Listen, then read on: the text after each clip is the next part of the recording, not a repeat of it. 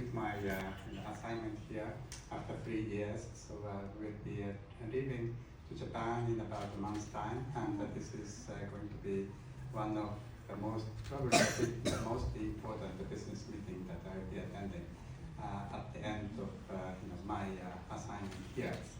And I'm so happy that you are here, because you are here on the threshold of great business expansion that will unfold in this country.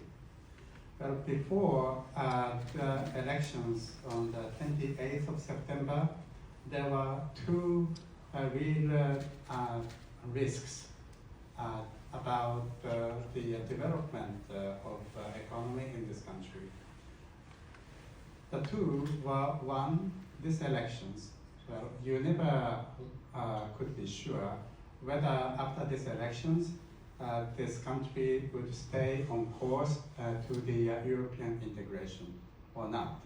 But now this election has produced a clear result, and therefore you can rely on this government, on this country, to stay on course to join the European Union, as the government says, by 2030, with the completion of the accession negotiations in 2028. I, as an outside observer, think that is very possible. The second, obviously, risk was the risk of a physical invasion of Moldova by Russian troops if the front line of the war in Ukraine is breached, and then the Russian troops advance to Odessa. If Odessa is occupied, then I was pretty sure that they would advance to occupy Moldova as well. And this was a real worry 2 years ago, 3 years ago. But this is not going to happen as far as I can see. So with these two anxieties having been put behind, I now see a great, bright future for the Republic of Moldova. I now am saying to everybody that this country is probably going to see a sustained high growth, probably the highest in the world in terms of growth potential, unless there is some odd oil discovery in tiny island nation somewhere in the world. Of course, when peace is restored to Ukraine, of course Ukraine will start to grow very, very rapidly. So Moldova and Ukraine will be competing for this prestigious position of the highest economic growth in the world. But I'm sure the growth will be sustained and will last for many years. There are 5 reasons for that. One is, as Madam Minister said, this country's prospect, sure prospect to join the European Union. And as you know, because you are mostly from Romania, all the countries of the ex-Soviet bloc that have acceded to the European Union have made remarkable progress, remarkable economic growth, with no exception. Of course, 2008, when the global financial crisis hit, then there was a blip, of course, in the economic growth, but that was an exception. Apart from that, all the countries that acceded to the European Union saw a very, very strong economic growth, and then Moldova is not going to be an exception to that. The second, the Ukrainian reconstruction. Of course, we have to wait for the peace to be restored to Ukraine, but as Madam Minister said, this country is considered to be a strong springboard, platform for expansion to Ukrainian reconstruction. And Ukraine, being such an important country with big populations and developed, human potentials, is going to undergo really long years of reconstruction.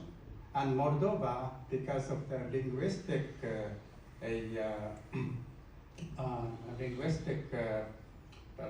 common language, which is Russian, and then the cultural and social fabric that is intertwined over the years with Ukraine is uniquely suited to develop a business even before the peace is restored. And please do not forget about the first movers advantage, which Madam Minister frequently refers to. So if you are thinking of participating in a great Ukrainian reconstruction, then Moldova is the place to begin. Third, fourth, fifth, all concern the human potentials. The third one is the diaspora.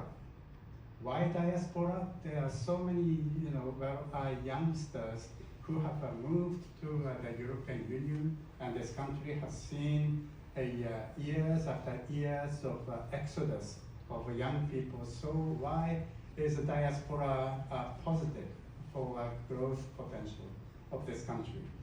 The reason is there's a big difference between Moldova today and all other past EU entrants from the former Soviet Union.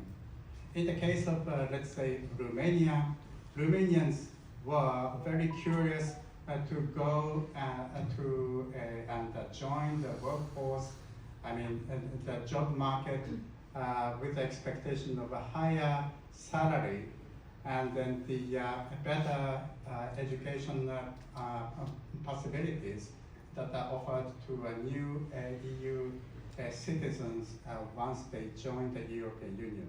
So they were curious, they waited, when the gate opened, then they flooded out.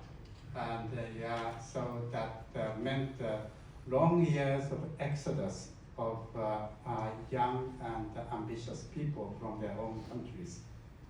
Not in the case of the Moldova, because Moldovans have already taken advantage of the Romanian passports and their short-term stay visa-free agreement, and they are already there in the European Union. They are there waiting for this great potential of EU accession and Ukrainian recovery to stimulate the economy in this country. They are there already having established the business ties with the higher skills and some saving, and they are ready. Not everybody, but a lot of people feel ready to come back to Moldova, start a business, taking advantage of this huge potential that is unfolding before their eyes. So the third one, that was diaspora. The fourth one is the demographic dividend. There was a baby boom in the 1980s, and then the age group of 36 to 45 was really so much bigger than other age groups.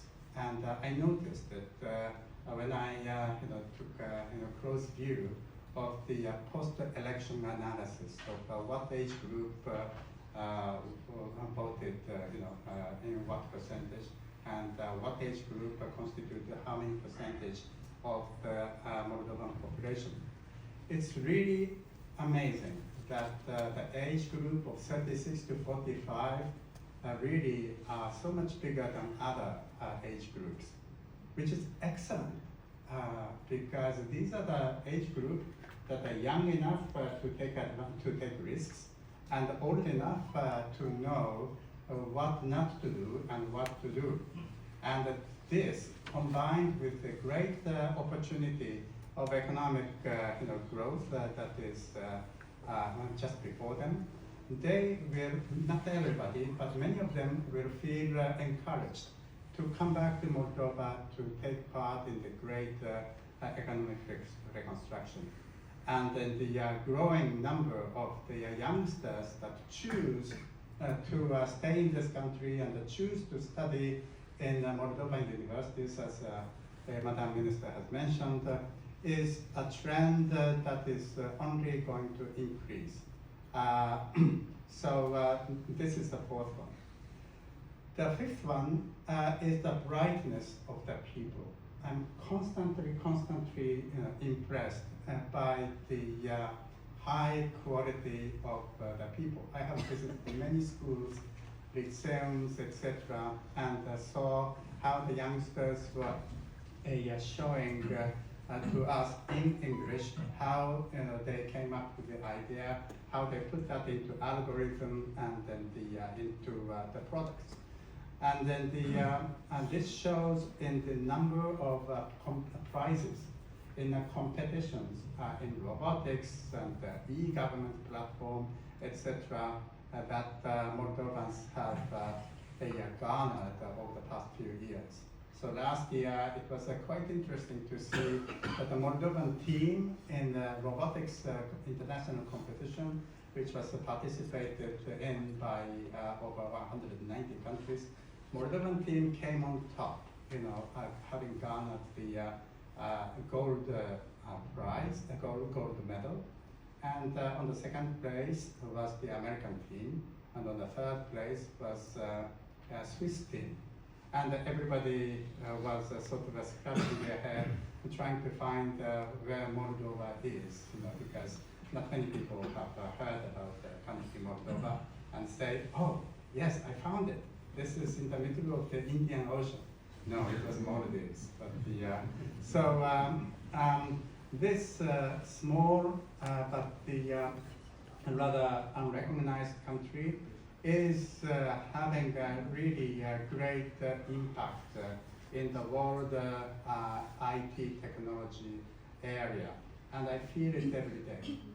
So, well, with these 5 things, EU, Ukraine, and then the diaspora, demographic dividends, and the brightness of people, any one of those would be enough to ensure optimism. Any 2 of them would ensure sustained economic growth, and you have 5 of them. And well, I'm not being paid by the investment agency to say that. I am convinced that this country is going to grow, and the Japanese companies, please consider Moldova as a really strong stepping springboard, for your business opportunity. Finally, I'm so excited with the growth potentials of Moldova, but I want to say this to the Moldovan government. Well, please do not be overexcited about by this. Please do not start to invest resources and money into the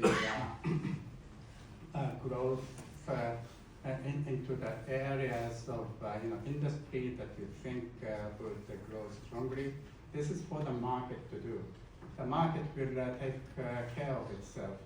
Rather, at such a time of economic growth, which is about to happen next year or the year next, please think about the social protection for the people that might be left behind, because it's important to secure sort of a cohesion, to show care for those that are left behind.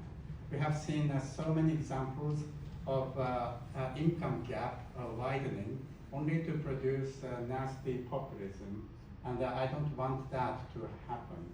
I want to see that happen. So, well, this might look like a gung-ho moment for economic growth, but I think it's very important to try to ensure the social cohesion. And 3 years ago or so, we heard a lot about the privatization of state-owned enterprises, of which there are about 200 or so. So it's important that these state-owned enterprises, many of them, many of which are not very efficient, to be made efficient and self-supporting. But to go it very, very fast and suddenly shredding all the redundant workforce like it was done in the 1990s in many socialist countries with really detrimental consequences. I don't want to see that. So please think about the speed of a social, I think, change, and show I think, a care and take time to bring about the necessary social changes. Too fast is not always too good. So thank you very much indeed, and welcome to Chisinau, and enjoy the wine, which I think is the greatest in the world.